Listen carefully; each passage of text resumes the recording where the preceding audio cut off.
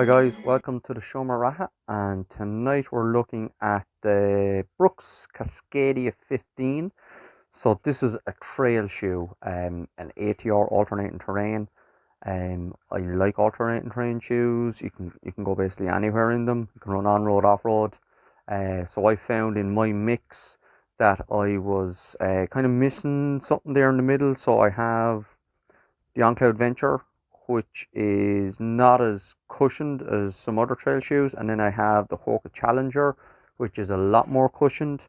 I also have a pair of Innovates that they're a little bit older now, but I find with the Innovates they're very tight around my ankle, around the ankle, back of the ankle, around the ankle bone. Now it's designed specifically like that. The idea is to keep debris out, but I don't go up into the mountains. I'm running in the Phoenix Park, in parks around Dublin City Centre.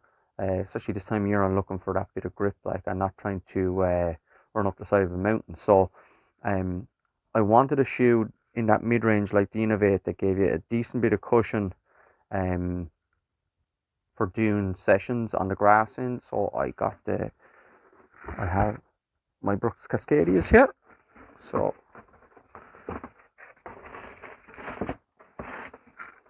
So this is the Brooks Cascadia. So what we have here is an 8mm drop heel to toe, which is really nice. I like that kind of 8mm in the middle. The lug depth then is 4mm, so absolutely perfect for running on the road as well. Absolutely no problem there. You see this yellow guy here? So this is what they call it a ballistic shield. So it's to protect you from sharp objects, rocks, tree trunks, or sorry, tree roots, stuff like that. But where I'm going, I don't really get much of that. So the upper in it then is they call it a monoloop 3D print. It's really flexible. It's really nice and flexible. The design of it is for it to dry quicker. So if your feet do tend to get a little bit wet, this is designed to dry quicker than other shoes on the market. It would be water resistant. You get around the sides where it's embossed.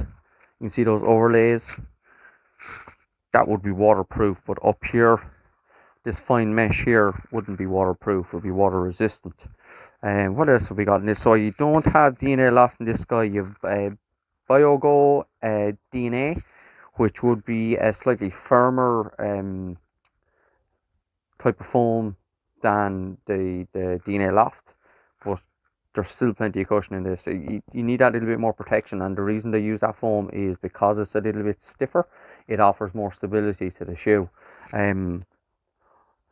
This is fresh out of the box. I hadn't even ran it yet, but I'm gonna do a bit of training in this over the next couple of days and give you my feedback on it. We'll see how it goes. So that's the Brooks Cascadia 15, guys.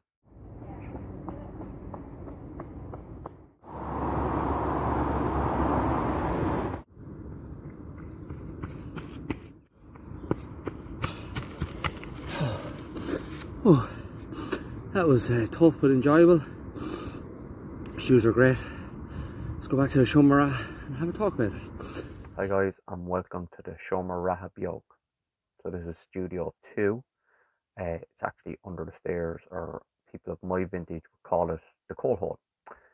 Just trying this out to see if we can get maybe better sound quality, see how it goes. So today had the first run in the Cascadia 15.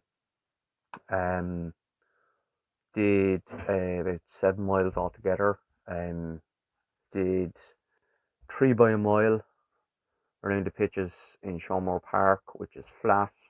Ground is pretty decent. It's soft. It's not cut up.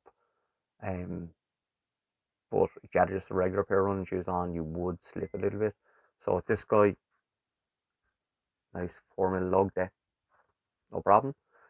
What I found with running in the shoe was the heel cup in it feels like regular heel cup in a regular road shoe. No difference there. Didn't notice any difference there. In the toe box here, nice bit of width I found. I like a bit of width there. Plenty of width there. Wasn't narrow at all. Plenty of room for my foot to move around and for my toes to splay. Um, the rock plate, as they call it, the ballistic rock plate. You see it, see that yellow guy there?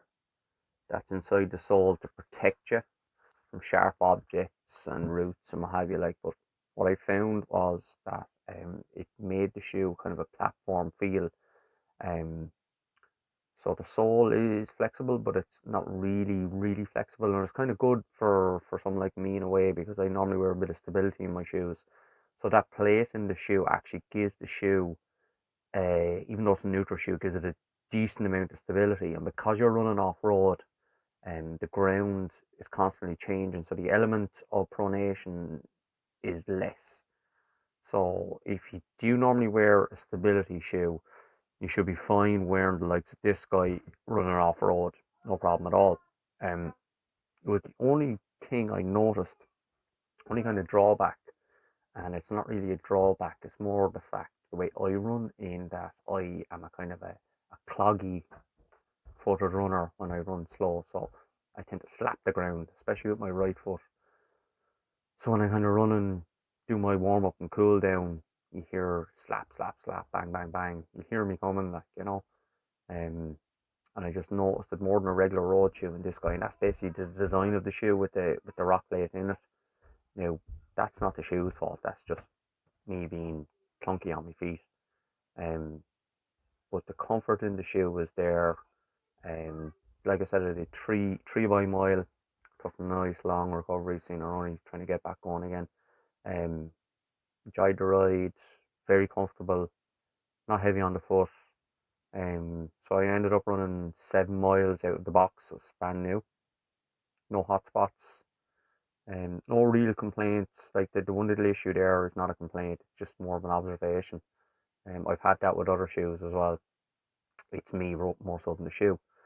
So if you're looking for a trail option with a decent bit of comfort, the Cascadia, Brooks Cascadia 15, I wouldn't say you go too far wrong in it. Like, I'm not a huge Brooks fan. I've had only had a couple of pairs of Brooks over the years. It's not a brand I generally go looking for. Um, they design their shoes with more comfort and less performance in mind, whereas other brands, say like New Balance, Saucony, would be more towards kind of kind of develop the shoe with a balance of comfort and performance in the shoe. Whereas Brooks are more kind of like, want somebody to put the shoe on and go, oh, wow, that's so comfy. You know, that's the way they grab you, like, you know. But no, I've no complaints with this shoe. Really like this. Really glad I got it.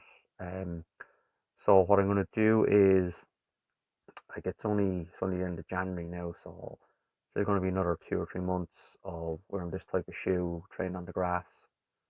So what I'll do is, when I have a good few more miles on it, I'll come back to it again, and we'll see how it wears.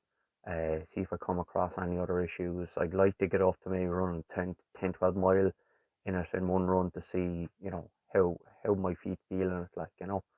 Um, but no, really nice shoe, really nice walking shoe as well. If somebody just, you know, kind of dipping their toe into running, maybe starting to do a couch 5K, and they're kind of run, walk, especially in the parks at the moment with the weather we're having. Oh yeah, that's another thing as well, is the grip. So because you have 4 mil lug depth,